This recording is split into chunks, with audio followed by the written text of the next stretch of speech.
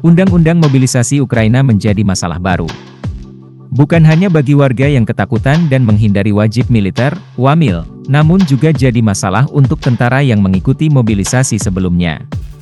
Pasalnya, dalam UU yang baru disahkan parlemen pada pekan lalu tersebut tidak menyebutkan adanya klausul demobilisasi.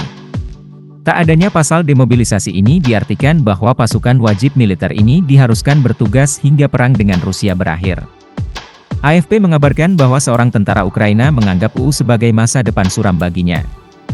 Anggota pasukan yang disebutkan namanya sebagai Alexander itu mengatakan bahwa UU baru sebagai bencana baginya.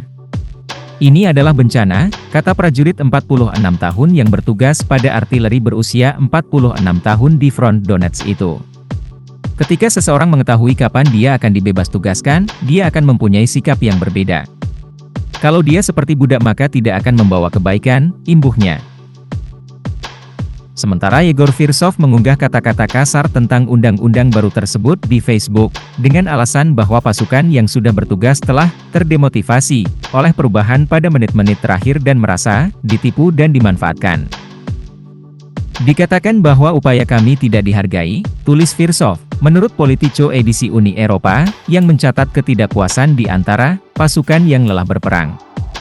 Presiden Zelensky telah mengerahkan puluhan ribu tentara sejak konflik dengan Rusia meningkat pada tahun 2022. Namun Kiev kesulitan mempertahankan kekuatan unit garis depan di atas 35% karena banyaknya korban jiwa. Presiden kemudian menandatangani undang-undang yang mengizinkan wajib militer bagi warga berusia 25 tahun, meskipun ada peringatan akan kemungkinan keruntuhan demografi. Militer Kiev tampaknya menjadi kekuatan pendorong di belakang penghapusan ketentuan demobilisasi.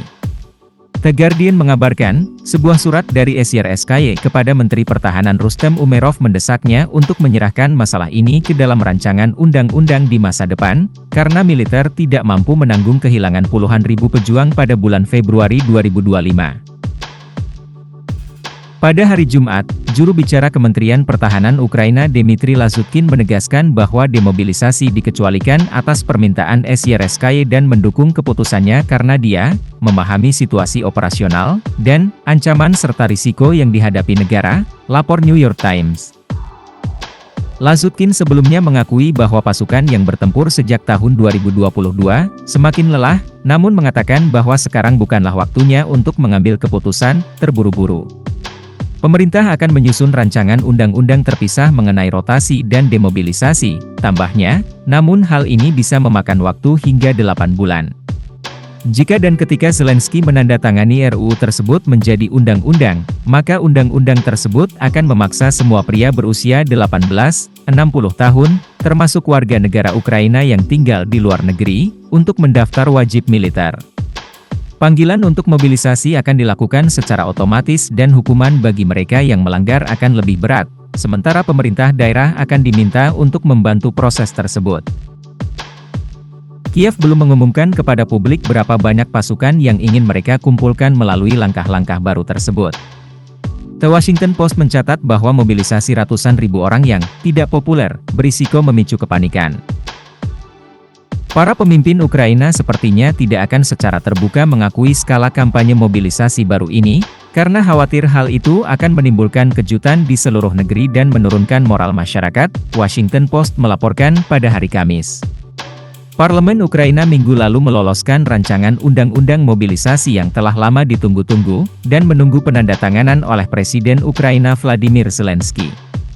Undang-undang ini secara signifikan menyederhanakan prosedur penyusunan rancangan undang-undang tersebut dan memaksa semua pria berusia 18 hingga 60 tahun termasuk mereka yang tinggal di luar negeri untuk mendaftar ke otoritas militer. Pada menit-menit terakhir, RUU tersebut dicabut dari klausul demobilisasi orang-orang yang telah bertugas selama 3 tahun, yang berarti bahwa banyak tentara harus tetap menjadi tentara sampai konflik selesai. Alexander SYRSKY, Panglima Tentara Ukraina, dilaporkan melobi untuk perubahan tersebut. Para pejabat Kiev telah mengisyaratkan bahwa mereka memerlukan sekitar 500.000 tentara untuk memperkuat garis depan, meskipun mereka kemudian mengatakan bahwa jumlah tersebut telah dikurangi. The Washington Post mencatat bahwa baik Sierskaya maupun Zelensky tidak mengungkapkan angka revisi tersebut di tengah apa yang mereka sebut sebagai mobilisasi yang tidak populer. Mengumumkan bahwa ratusan ribu orang akan direkrut berisiko memicu kepanikan, bantah surat kabar itu. Zelensky berada di bawah tekanan publik untuk mendemobilisasi banyak tentara yang kelelahan selama berbulan-bulan berperang melawan Rusia. Namun, Post menyatakan bahwa tidak jelas bagaimana Ukraina mampu melakukan demobilisasi banyak orang sekaligus, mengingat jumlah anggotanya telah sangat berkurang.